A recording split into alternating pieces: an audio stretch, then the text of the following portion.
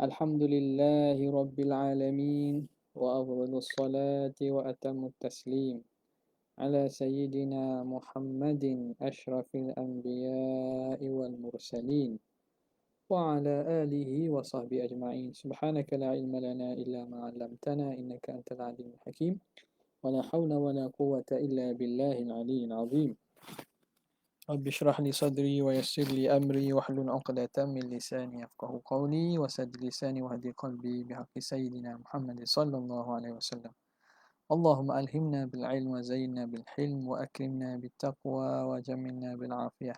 اللهم أخرجنا من ظلمات الوهم وأكرمنا بنور الفهم، وافتح علينا بمعرفة العلم وحسن أخلاقنا بالحلم، واجعلنا ممن يستمعون القول فيتبعون أحسنه، والحمد لله رب العالمين. بسم الله الرحمن الرحيم. قال المؤلف رحمه الله ونفعنا بعلومه في الدارين آمين يا رب العالمين. Kita sambung pada kata muhasyi qauluhu lidzati alwajibi alwujudi. Perbincangan tentang lafzul jalalah Allah. Wallah ismun lidzatil wajibil wujudi almustahiqqi li jami'il mahamidi. Qauluhu lidzati alwajibil wujud. Allah itu nama bagi zat yang wajib ada. Jadi sebagaimana yang dibincangkan sebelum ini, perbincangan tentang ismu lafzul jalalah Allah ini. Dan betul lah orang kata Allah itu nama. Tapi kalau kita perhati pada kalam-kalam para ulama, mereka tidak nafi. Jadi yang jadi masalah hanya apabila kita bercakap di depan orang awam, Allah itu bukan Tuhan. Maka itu memberi makna mafhum lain tu. Allah itu bukan Tuhan, tapi dia nama.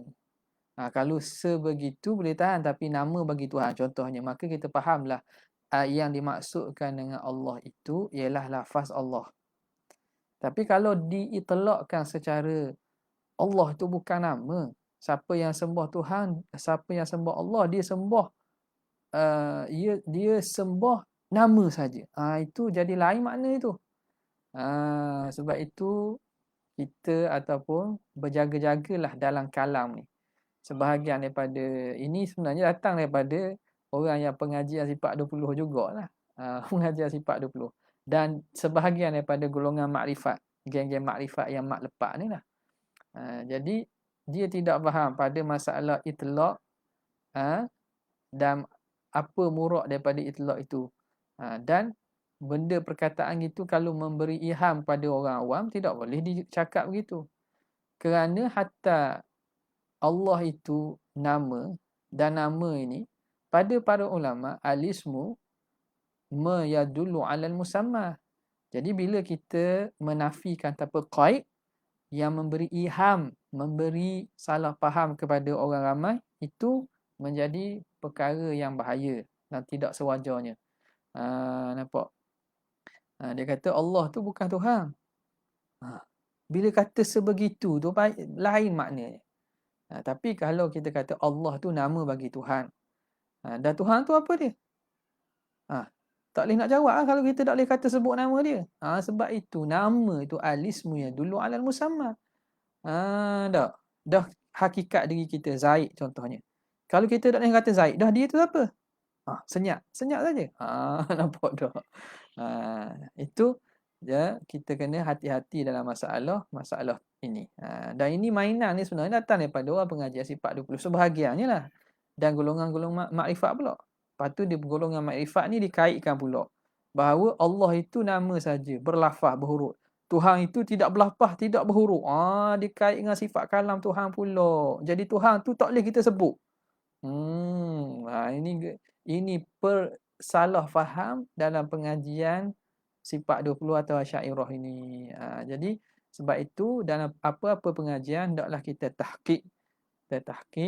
Kalau sebelum ini kita mengaji dah, kita mengaji benda yang sama tapi dengan cara yang lebih tahqiq dan tadqiq, supaya kita faham, sebetul-betul faham, bukan sekadar kita ulang benda yang sama. Okey. Kita sambung pada qauluhu lidzati wajibil wujud. Allah itu nama bagi zat yang wajibil wujud. Hakadha fi ba'di nusakhi, dan begitulah yang tercatat pada sebahagian nuskhah. Adzat lidzati alwajibil wujud. Wa fi ba'dha, dan pada sebahagian nuskhah lain pula, ismu wajibil wujudi, nama kepada wajibil wujud. Di sini nuskhah kita isim lidzati alwajibil wujud. Sebahagian nuskhah kata ismu wajibil wujud, nama kepada yang wajib ada. Itu sebahagian nuskhah. Maka kata muhasyi kita wa'tu ridha, dan diiktiraf, dibangkang ala zalika, di atas demikian itu, di atas sebahagian nuskhah yang datang dengan ismu wajibil wujud itu, bi annahu yalzamu alaihi an yakuna ghairu alamin, bahawa dibangkang atas demikian itu, bahawa sesungguhnya lazim di atasnya itu bahawa adalah Allah itu bukan alam. Lafaz Allah itu bukan isim alam, bukan kata nama khusus. Kalau kita kalau atas nuskhah ismu wajibil wujud, Allah itu isim wajibil wujud. Kalau hak ni isim bagi zat yang wajibil wujud. Sebagai nuskhah dia kata isim nama kepada wajibil wujud. Maka bila begitu Allah itu bukan isim alam lah, ghairu alamin. Kok mana ghairu alam tu? Tengok. Li'anna madlulahu hina idzin, kerana madlul kepada lafaz Allah. Allah ni lafaz atau kalimah. Dia ada madlul bagi lafaz dia. Maka bila kata Allah itu ismu wajibil wujud, madlul kepada lafaz Allah ketika itu, ketika kita faham, kita maksudkan bahawa dia itu ismu wajibil wujud, wahwa madlulnya hina idzin wahwa wajibul wujud. Apa madlulnya? Wahwa madlul wajibul wujud, lianna madlulahu kulliyun. Kulliyun ini ialah khabar kepada lianna. Lianna madlula lafzi Allah wahwa wajibul wujud. Madlulnya itu, ya, madlu bagi Allah wajibul wujud lah. Madlu itu kulli. Faham pula ni? Ni istilah mantik pula. Antara kulli dan juz'i. Kulli ni mafhum yang difaham umum, yang mana dia ada masadiknya. Ada masadik dia. Contoh al-insan. Al-insan tu mafhum kulli. Dia tidak ada pada wakil benda kita faham. Apa itu insan, manusia? Itu mafhum kulli. Yang ada pada wakilnya Zaid, Ahmad, Fatimah, Zainab. Nampak tak? Jadi insan tu bukan isim alam. Bila kita kata wajibul wujud ni mafhum kulli. Bila mafhum kulli, nampak tak? Dia bukan alam. Dia bukan alam. Okey. Wal alamu yajibu an yakuna madluluhu juz'iyan. Dan isim alam wajib bahawa madlulnya mesti juz'i. Nama alam, contoh nama khusus ni, madlulnya kena juz'i, bukan madlul kulli. Baru panggil isim alam. Zaid. Zaid mana kena tahakkuk ada sungguh. Juz'i tu makna diri Zaid, tasyakhus dia Zaid tu. Baru dia panggil isim alam. Baru dia tu panggil alam. Tapi kalau itu siapa? Insan. Itu mafhum kulli. Zaid pun insan, Ahmad pun insan, Zainab pun insan, Fatimah pun insan. Maka wal alamu yajibu an yakuna madluluhu juz'iyan muayyanan. Lagi kena muayyanan pula. Baru kata nama khusus. Bila manusia, bukan kata nama khusus. Okey. Wahina idzin. Maka ketika itu, bila kita kata Allah itu ismu wajibil wujud maka faham daripada situ dia itu kulli. Bila gitu fala yakunu qawlu la ilaha illallah mufidan litauhid, mufidan khabar kepada la yakun. Fala yakunu qawlu la ilaha illallah mufidan litauhid, maka tidak jadilah perkataan la ilaha illallah tu memberi faedah kepada tauhid. Ha. Sebab itu perbahasan ni elok juga kita buat grup tertutup ni. Tak, sebab perbahasan ni memang tak sesuai lah kepada orang awam ni. Nak faham juz'i dengan kulli, tu kena mengaji mantik dululah. Mengaji mantik dulu. Jadi kalau tak tahu tu kena tambah dengan ilmu mantik lah. Orang mengajar mantik ke apa, kena cari. Sebab itu kalau begini, la ilaha illallah tidak memberi faham pada tauhid. Kalau orang dengar separuh itu, maknanya ajaran sesat mengatakan bahawa la ilaha illallah tidak memberi faedah kepada tauhid. Kita nak kata kalau kita lafaz Allah itu mafhum kulli, maka perkataan la ilaha illallah itu la yakunu qawlu la ilaha illallah mufidan litauhid. Maka tidak jadilah la ilaha illallah itu memberi faedah kepada tauhid. Macam mana nak tauhid? Tauhid itu benda satu. Tapi dia mafhum kulli. Mafhum kulli ni ada banyak masadik dia. Kenapa? Li'annahu yasirul ma'na hina idzin. Kerana jadilah makna ketika itu la ilaha illa hadzal amrul kulliyu.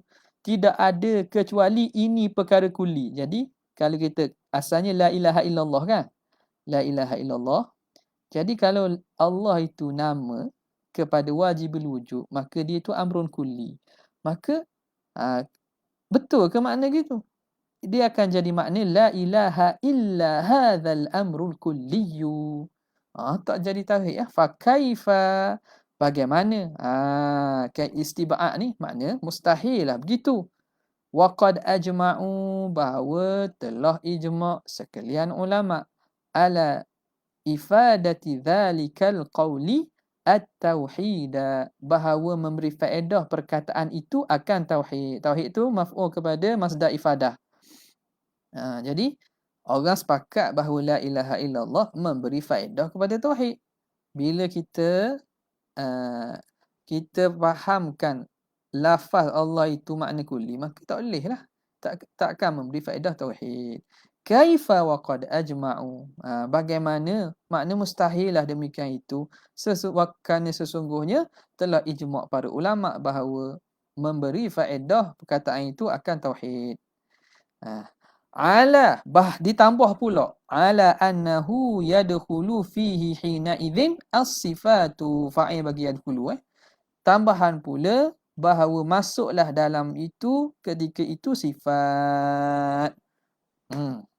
Mana ketika itu apa? Ketika kita kata wajibil wujud itu.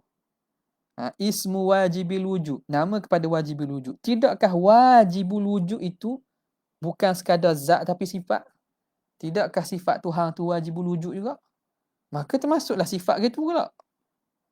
Termasuklah sifat dalam tu juga. Idhiya, kerana ia sifat tu wajibatul wujud, juga wajib ada. Wa in kharaja, walaupun keluar keluar oleh sifat tadi, mustakhraj biqaulihi al-mustahiq. Al-mustahiq dalam ni al-mustahiq li jami'i al-mahamidi tu kan. Walaupun sifat itu terkeluar dengan datang qaid lepas itu al-mustahiq. Tak apalah tu. Walaupun terkeluar dalam murad daripada wajibul wujud yang pertama, tapi kalau ikut semata-mata kepada wajibul wujud sebagai mafhum yang kulli, maka termasuklah juga sifat, kerana sifat pun ketika itu wajibatul wujud. Wa in kharajat biqaulihi al-mustahiq ila akhirih. Habis. Kalau rasa berat, tak faham, dengar balik. Dengar dan perhati balik. Mudah zaman sekarang ni kalau rekod gini, rasanya pengajian kot cara ni lagi jelas kot daripada cara yang tradisional. Sebab boleh tengok. Pulak kita tu letak baris pulak. Nampak tak? Boleh letak baris pulak. Kita jaga pula dekat mana tempat tu. Oh, lagi malas tulis. Nampak tak? Jadi kalau tak faham pun dengar balik. Tapi tak apalah. Kullun ala qadrihi. Semua di atas kadar masing-masing lah. Wa ujiba, dan dijawab. Jadi itu i'tirad hak ada tu. Tak ada jawapan lagi. Wa ujiba, dan dijawab. Bi anna idafatas min liwajibil wujudi. Bahawa idafat nama kepada wajibil wujud. Idafat nama kepada wajibil wujud. Ismu wajibil wujud. Kan isim ni. Kan mana idafat nama ni? Sini. Ni. Tolong tunjuk pula. Mudah gini. Sebab itu cara ni mudah daripada ambil gambar muka saja. Okey. Kita muka tak berapa nak handsome. Nampak tak? Jadi ambil gambar kitab je lah. Boleh faedah sikit tengok kitab. Okey. Maka jika dijawab bahawa sesungguhnya idafat isim kepada wajibil wujud itu lil ahdi, idafah lil ahdi. Jadi apa maknanya? Ai ismun liwajibil wujudil ma'hud. Nama kepada yang wajib ada, yang ma'hud, yang maklum. Yang kita maklum. Hak ada dah dalam kepala otak kita. Okey. Maka apa dia itu? Apa al-wajibil wujud al-ma'hud? Wa huwa dzatu al-muayyanah, iaitu zat yang tertentu fil kharij. Jadi wajibil wujud al-ma'hud itu zat yang tertentu pada kharij. Pada kharij ada satu je. Al-mausufatu, yang bersifat biwujubil wujud. Zat tersebut yang bersifat dengan wujubil wujud, dengan wajib ada. Wastihqaqi jami'il mahamidi, dan berhak segala puji-pujian. Maka ketika itu i'tirad itu tak apa, tak ada masalah. I'tirad tertolak dah. Jadi hatta pada sebahagian niskhah yang mengatakan ismu wajibil wujud pun sah. Kenapa? Al-wajibil wujud di sini muradnya sini wajibil wujud al-ma'hud. Bila al-ma'hud, maka zat yang ada fil kharij pada hakikat itu ada satu saja. Jadi masih memberi faedah akan tauhid. Okey.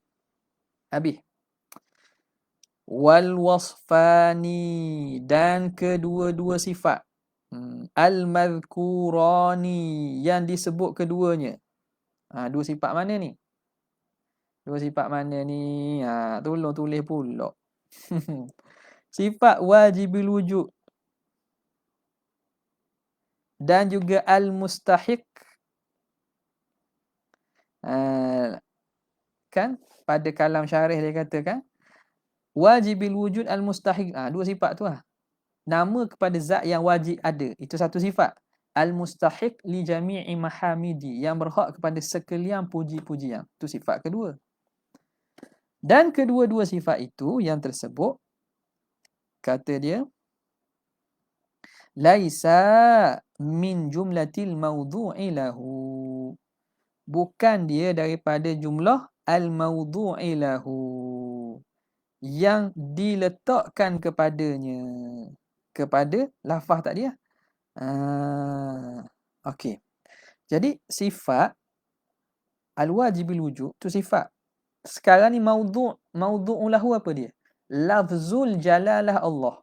Lafzul jalalah Allah itu adakah diletak mafhum bagi lafaz jalalah itu ialah wajibil wujud dan juga al-mustahiq? Dia kata kedua-dua sifat itu bukan daripada jumlah al-maudhu'i lahu. Bukan daripada himpunan maudhu'i lahu yang diletak bagi lafaz jalalah Allah itu. Bukan itu yang dimafhum kepada lafzul jalalah. Sebab apa? Wa illa, jika tidak, kana kulliyan, maka jadilah lafaz jalalah itu kulliyan juga.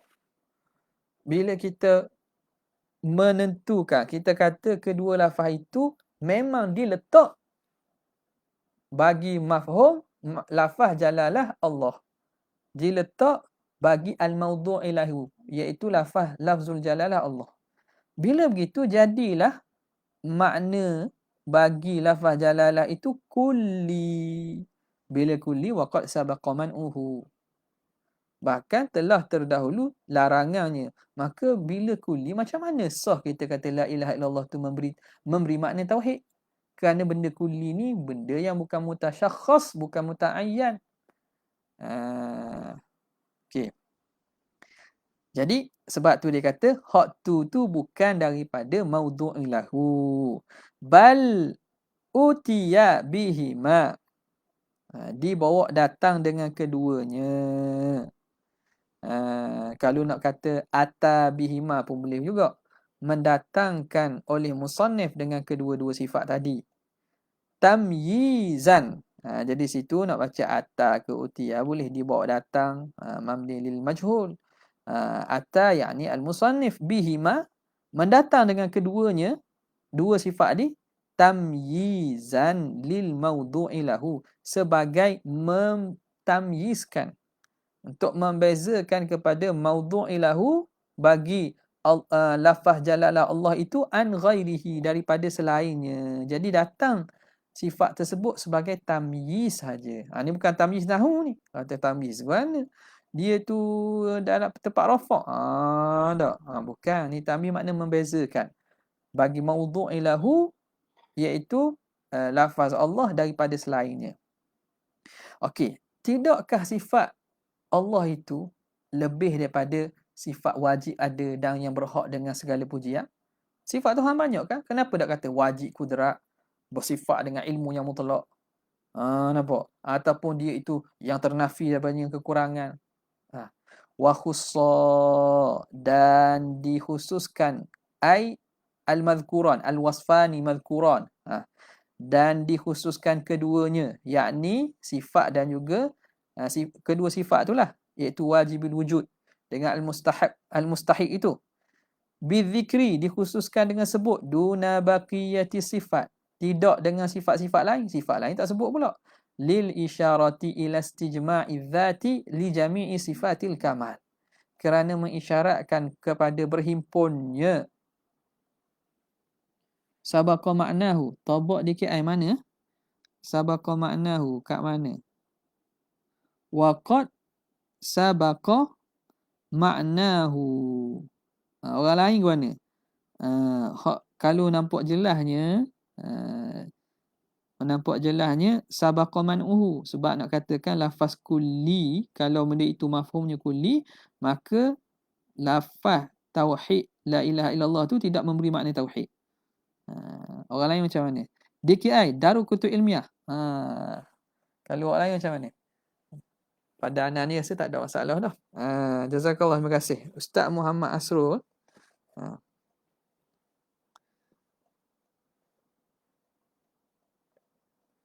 Sebab kalau sabaqa maknahu betul juga, tapi tidak ada faedah lain tu. Makna memang kita maklum dah. Tapi nak kata bahawa kalau mafhumnya kulli, maka lafaz la ilaha illallah itu tidak memberi faedah tauhid. Lil isyarati ila istijma'i dzati li jami'i sifatil kalam, kerana nak mengisyaratkan kepada berhimpunnya zat bagi segala sifat kesempurnaan. Kalau orang lain ada nuskah yang berbeza, tolong masukkan dalam komen, tak apa. Okey. Bagaimana dia mengisyaratkan pada berhimpunnya zat, menghimpunkan zat itu bagi segala sifat kesempurnaan. Kok mana dia terang juga tafsil dia. Amal isyaratu bil awwali, adapun mengisyarat, yakni mengisyaratkan kepada menghimpunkan zat bagi segala sifat kesempurnaan bil awwali. Bil awwali ai sifat pertama mana? Bis sifat au bil wasfil awwali. Bil awwali ai bil wasfil awwali, iaitu wajibul wujud itu. Apa dia? Fali anna, maka sesungguhnya, fali anna kulla kamalin yatafarra'u an wujubil wujudi bidzat. kerana setiap kesempurnaan itu bercabang daripada wajib wujudnya dengan zat. Segala sifat-sifat kesempurnaan Allah itu cabang daripada Allah itu bersifat dengan wajib ada. Zat Allah itu wajibul wujud, wajib ada. Hak lain itu cabang daripada itulah. Hak tu yang asalnya. Kenapa? Lianna man kana kadzalika. Zat yang mana adalah dia bersifat sedemikian. Mana zat yang wajibul wujud? Yakunu akmalal mawjudat. Jadilah dia yang wujud kewujudan yang paling sempurna. Zat yang bersifat dengan wajibul wujud, maka itulah akmalal mawjudat. Perkara mawjud yang paling sempurna.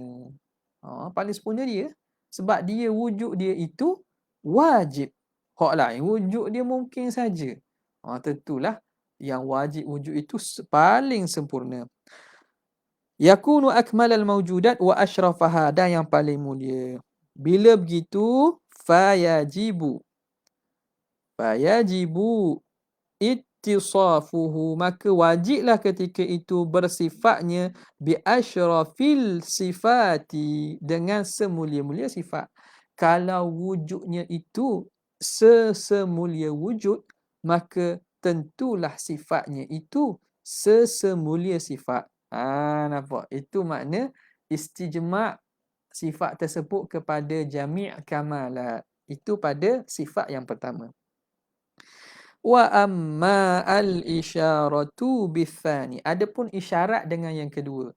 Isyarat kepada terhimpunnya segala sifat kesempurnaan dengan yang kedua. Ai bil wasfi tsani. Sifat yang kedua. Itu sifat apa? Al-mustahiq. Kita ambil istihqaq lah ni. Ambil masdar tu. Sifat istihqaq. Jami' mahamid tu.